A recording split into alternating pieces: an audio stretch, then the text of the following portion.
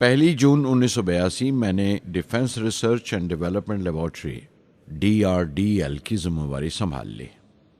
उस वक्त के defence minister Shri R Venkataraman ने जब मशवरा दिया कि बजाय दर्जा बदर्जा मिसाइल तैयार करने के हमें मुकम्मल अपनी मिसाइल तैयार करने का प्रोग्राम बनाना चाहिए, तो हमें अपने कानों पर यकीन नहीं आया और देखते देखते ही वो प्रोजेक्ट एक मुकम्मल मिसाइल का प्रोग्राम बन गया, जिसके नतीजे आइंदा बहुत दूर तक पहुंचे।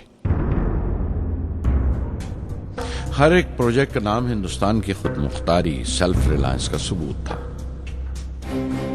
सरफेस टू सरफेस मिसाइल का नाम पृथ्वी रखा गया, टैक्टिकल कोर व्हीकल को त्रिशूल का नाम दिया गया, surface to air defence system Akash कहलाया, एंटी टैंक मिसाइल प्रोजेक्ट को नाग के नाम से पुकारा गया और मेरे देरीना ख्वाब रेक्स को यानी re entry experiment launch vehicle को मैंने अग्नि का नाम दिया। मिसाइल टेक्नोलॉजी का हुनर दुनिया की कुछ चुनी हुई कौमों के पास ही था। वो बड़े ताज्जुब से हमारी तरफ देख रहे थे कि हम क्या करने जा रहे हैं और कैसे करेंगे। हम एक मीटिंग में बैठे हुए अपने मकसद को पूरा करने के लिए 1984 की निशानदेही कर रहे थे जब डॉक्टर ब्रह्म प्रकाश की मौत की खबर आई। मेरे लिए वो एक और सदमा था। पहली SLV की नाकामी के वक्त जिस तरह उन्होंने ढारस दी थी मुझे, वो याद करके मैं और ज्यादा गमगीन हो गया।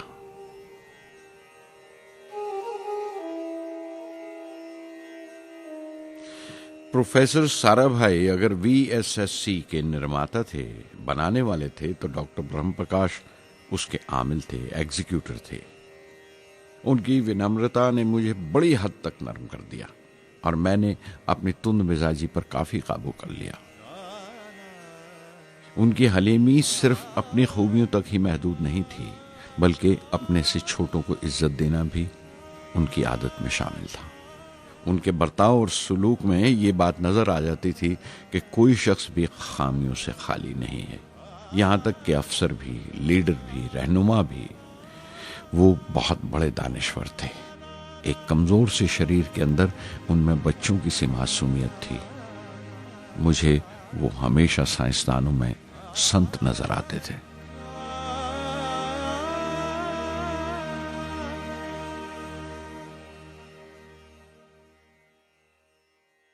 पृथ्वी का काम अपनी तकमील को पहुंच रहा था जब हम 1988 में दाखिल हुए।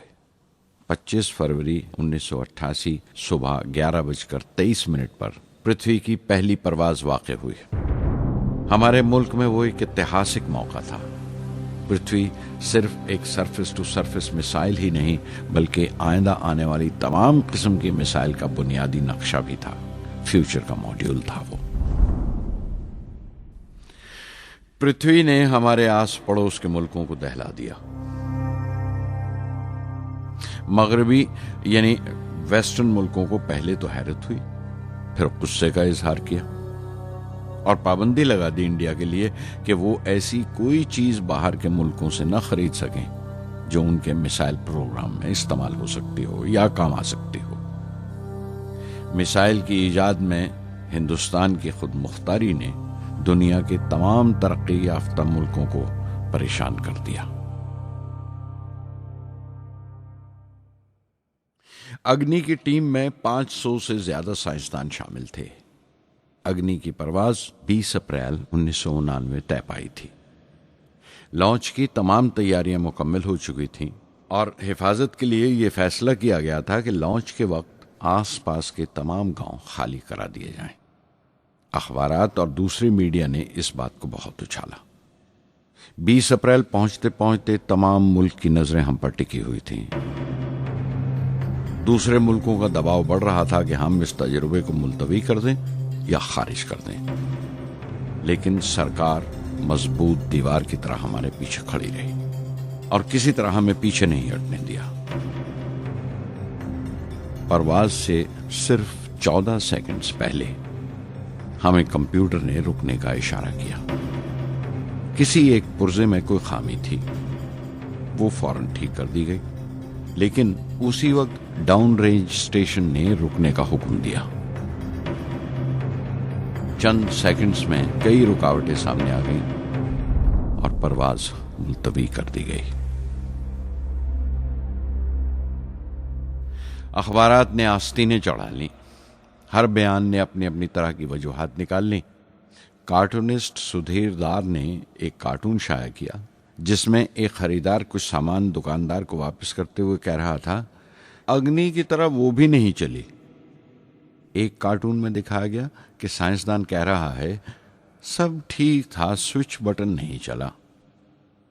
हिंदुस्तान टाइम्स के कार्टून में एक नेता रिपोर्टर को समझा रहा है, डरने की कोई बात नहीं, ये बड़ी अमन पसंद अहिंसावाद की मिसाइल है, इससे कोई मरेगा नहीं। करीब 10 रोज दिन रात काम चला मिसाइल की दुरुस्ती पर और आखिरकार साइंसदानों ने एक नई तारीख तय की अग्नि की परवाज के लिए। मगर फिर वही हुआ, 10 सेकंड पहले कंप्यूटर ने रुकावट का इशारा किया। पता चला एक पुर्जा काम नहीं कर रहा है। परवाज फिर मुलतवी कर दी गई। ऐसी बात किसी भी साइंसी तजुर्बे में हो जाना आम बात है, गैर मुल्कों में भी बहुत बार होता है। लेकिन उम्मीद से भरी हुई कौम हमारी मुश्किलें समझने को तैयार नहीं थी। हिंदू अखबार में केशव का एक कार्टून छपा जिसमें एक देहाती कुछ नोट गिनते हुए कह रहा था, मिसाइल के वक्त गांव से हट जाने का मुआवजा मिला है, 2-4 बार और ये तजुर्बा मुलतवी हुआ तो मैं पक्का घर बनवा लूंगा। अमोल बटर वालों ने अपने होर्डिंग पर लिखा, अग्नि को ईंधन के लिए हमारे बटर की जरूरत है।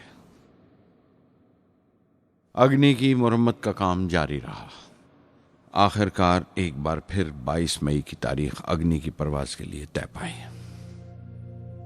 उसकी पिछली रात doctor Arunachalam, general KN Singh और मैं डिफेंस मिनिस्टर KC पंत के साथ चहलकदमी कर रहे थे। पूरे चांद की रात थी, हाई टाइड का वक्त था और लहरें गरज गरज कर खुदा की अजमत का नाम ले रही थी। कल अग्नि की परवाज कामयाब होगी या नहीं, बार बार यही सवाल हमारे दिमाग में गूंज रहा था।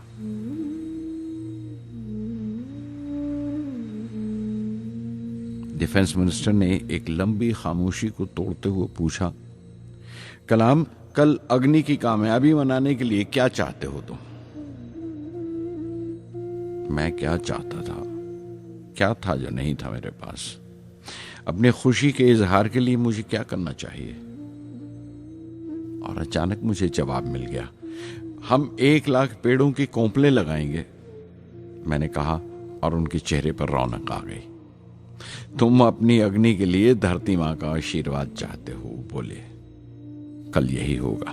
उन्होंने पेशेंगोई की।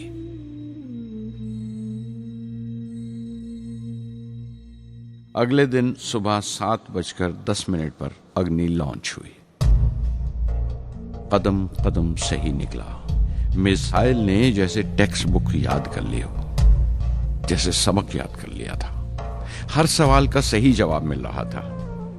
लगता था एक लंबे खौफनाक ख्वाब के बाद एक खूबसूरत सुबह ने आंख खुली है। 5 साल की मुशक्कत के बाद हम इस लॉन्च पैड पर पहुंचे थे। इसके पीछे 5 लंबे सालों की नाकामयाबी, कोशिशें और इम्तिहान खड़े थे। इस कोशिश को रोक देने के लिए हिंदुस्तान ने हर तरह के दबाव बर्दाश्त किए थे, लेकिन हमने कर दिखाया जो करना था।